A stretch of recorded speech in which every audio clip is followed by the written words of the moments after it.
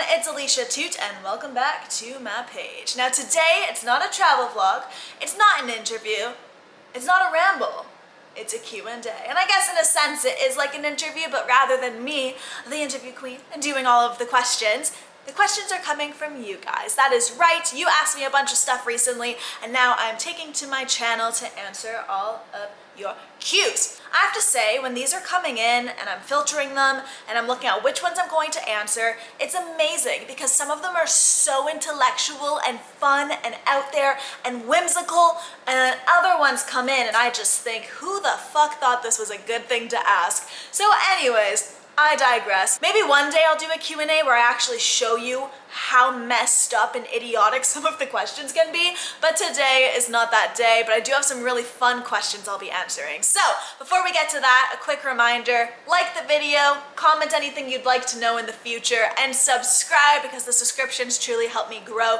this page. And that's all I got for shameless self-promo, so now let's get to answering.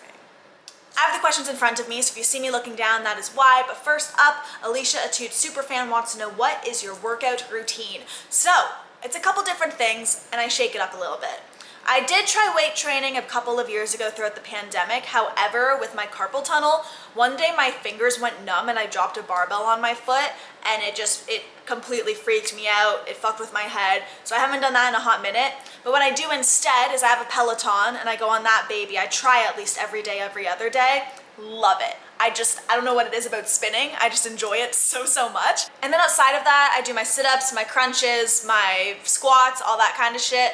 Very easy. And then I love Pilates. I recently discovered it. It's so stupid because it's this weird online trend, but the wall Pilates, and I can just feel the strength of my core so much better. So sometimes those viral things work. This one's interesting because I'm not going to go into specifics. However, there was this super pretentious band I interviewed, and all they wanted to do was mock everything. And I went in with such good questions and I was patient, but they were just absolute dicks. The next question is asking if I have ever interviewed Nardwuar or if Nardwuar would ever interview me. Funny enough, this has happened. I had Nardwuar on my show in Toronto it was maybe 6-7 years ago.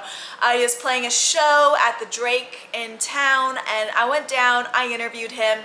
He gifted me something at the end. He turned the tables on me. We got to do.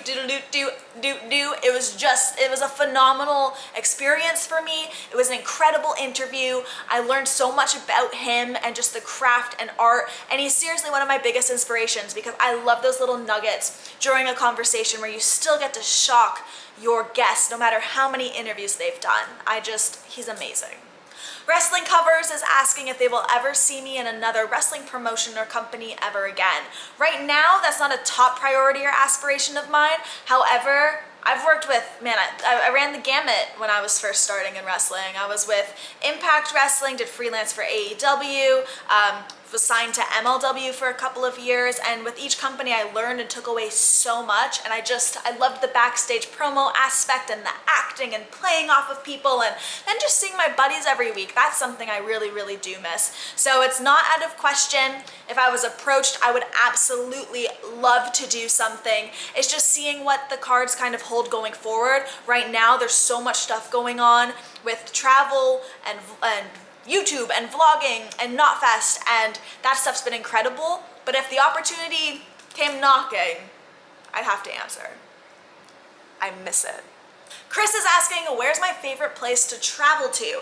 I have a couple. One spot I've only been to once, and the other spot I've been to twice. So the one at the very top of my list was Groningen in the Netherlands. I still don't know how to say it, and I apologize for that deeply, but it was just one of the most magical places I've ever been to. Everywhere you turn was a beautiful canal, boat houses, and just gorgeous buildings. The food was so good. I had one of the best pastas of my life there. I'll never forget it. It was a spaghetti with mushrooms, walnuts, and heavy cream, and it just blew my mind. They made it in front of you at the table. Oh, I want to go back for just that alone. And I had the best donuts of my life there too. So Groningen, incredible little cute spot.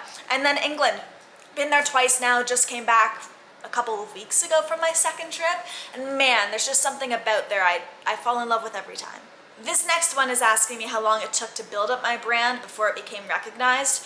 And for me, I was very grateful because I was hustling so much when I was 16, 17, out at gigs every single night, interviewing sometimes up to 6 bands in an evening, but my record was my record was 38 bands in a day, something ridiculous, silly. I don't know how I did it. But anyways, back to the question. It took me maybe a year and a half before I had the big labels in Toronto reaching out to me, like your Warner Music, Universal, Sony. And then from there, they started pitching me opportunities. And I think it was just because of how hard I was hustling. And because I already had that built-in fan base from music, it did make the transition into wrestling a lot easier. Because luckily, a lot of my music fans and viewers were also wrestling fans, and that crossover is just undeniably forever there. So it didn't take too long, and it still blows my mind being out and about and people recognizing or wanting photographs, and it's very cool. It's humbling, it's exciting, it feels fucking good because it makes you realize that your hard work is paying off. So it was fairly early on, but hey, I'm still going at it, and I'm still trying to grow this baby to like the biggest potential it can possibly be. So the hard work's never over. Belclara 800 wants to know my favorite food and drinks of all time. So when it comes to drinks, hot chocolate, I love milk. This is gonna be a weird one, but I fucking love water. It's so bland, but there's something, water tastes good, but I'll never know how to describe it. Love water. I'd also have to say a porn star. I love those drinks. A dark and stormy is delicious, and I recently got into rosés. Amazing. When it comes to food, give me all the carbs. I love pastas, I love pizza, I love sushi, I love mashed potatoes, I'm a meat girl, I love steak. Give me a giant steak with like a gorgonzola sauce on it. So good. I love food. I have an insane passion for food, and that's why with all of this travel lately, it's truly been incredible for me because I've been able to just taste around the globe, and I'm just so satisfied. I've never been happier. And food is really a big part of that, which might sound ridiculous, but it's true. WSK 9002, Smooth Jazz Radio. No, they want to know what streaming service I use. I'm huge on Spotify. I love it. It's my favorite by far. There's something about that platform, and I've been using it for so long. This might be why, just for the nostalgia that hits and the crazy playlists that I've made over time.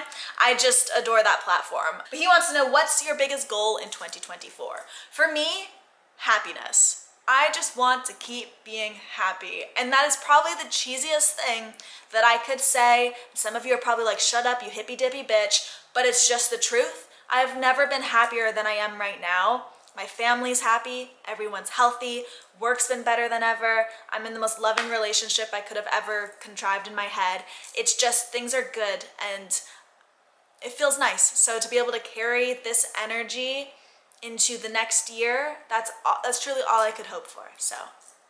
So that is it for all of your questions. I want to say thank you to everyone who submitted stuff. There were a lot that I vetted, a lot that I took out, a lot that I'm saving for the next Q&A, and these are just fun for me. It's so strange answering the questions rather than asking them, but I do have to say it's nice being a little narcissist for a bit. So I appreciate you all. Mwah! Much love. Again, a reminder, like, comment, subscribe. You can follow me on socials at Alicia Atout.